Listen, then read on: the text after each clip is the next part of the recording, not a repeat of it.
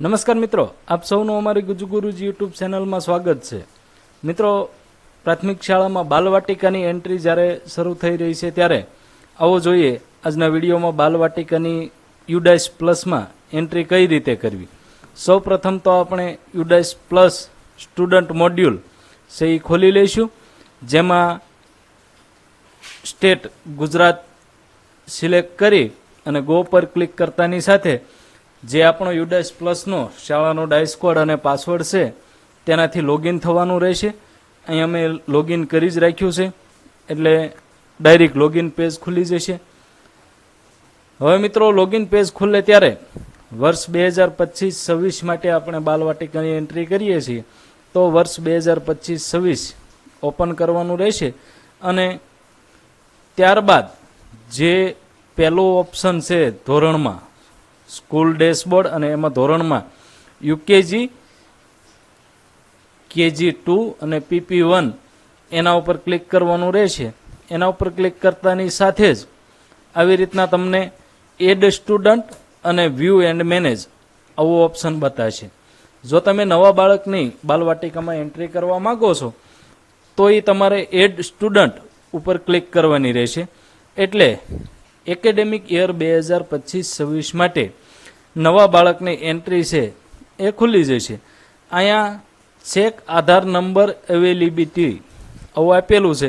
જો તમારે આધાર card number નાખી અને એને સર્ચ કરવું હોય તો કરી શકો છો, પણ એમાં કદાચ નામમાં ભૂલ આવવાની શક્યતા રહેશે, એટલા માટે થઈને આપણે છે એ બાળકની જનરલ પ્રોફાઇલ જ ભરવાનું રાખશું, જેમાં આપણું જે શાળામાં બાળકનું નામ હોય એ રીતે અહીં બાળકનું નામ લખી દેવાનું છે, બાળકનું જેન્ડર મેલ ફિમેલ પસંદ કરવાનું છે, ડેટ ઓફ બર્થ એની જન્મ તારીખ નાખવાની રહેશે, પછી સ્ટુડન્ટ કોડ છે એ પછીથી જનરેટ થશે એટલે એ ક્યાં આપણે નાખવાનો છે નહીં। અહીંયા એની માતાનું નામ, પિતાનું નામ, પછી એના વાલીનું નામ, એમાં પણ જો કે પિતાનું નામ જ આવશે, આધાર કાર્ડ નંબર અને name of student as per Aadhaar કાર્ડમાં જેવું નામ છે તેવું નામ અહીં લખી દેવાનું રહેશે।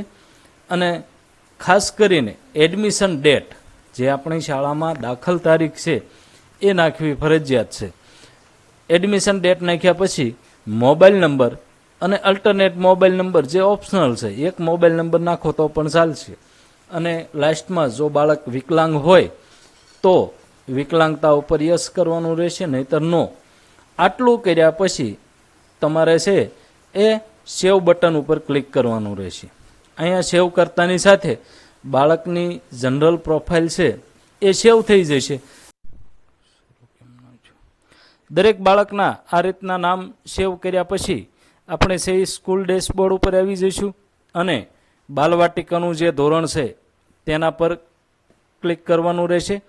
તેના પર ક્લિક કરતાની સાથે આપણે જે બીજા બાળકોનું EP, GP અને FP અપડેટ કર્યું એ રીતના અપડેટ કરવાના રહેશે। તો એના માટે વ્યૂ એન્ડ મેનેજ ઉપર ક્લિક કરવાની રહેશે, એટલે તમે જે બાળકોની એન્ટ્રી બાલવાટિકામાં કરી છે તે બાળકોની યાદી અહીં આવી જશે અને તેમનું EP, GP અને FP આવું રેડ કલરનું હશે। તેમાં સૌ પ્રથમ GP ઉપર ક્લિક કરશો એટલે તે બાળકની જનરલ પ્રોફાઇલ ખુલી જશે।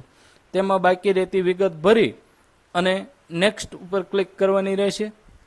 આમ એનરોલમેન્ટ પ્રોફાઇલ, જનરલ પ્રોફાઇલ અને ફેસિલિટી પ્રોફાઇલ ત્રણેય EP, GP અને FP ત્રણેય ભરી નેક્સ્ટ ઉપર ક્લિક કરી અને તે બાળકને ફાઇનલ સેવ આપવાનું રહેશે।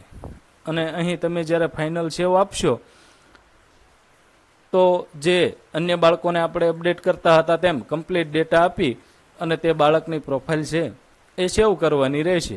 આમ તે બાળકની એન્ટ્રી પણ આપણી શાળામાં અન્ય બાળકોની જેમ સક્સેસફુલી EP, GP અને FP જે ગ્રીન બતાવે છે એ રીતના બતાવશે અને બાલવાટિકાની એન્ટ્રી આપણી પૂરી થશે। આભાર।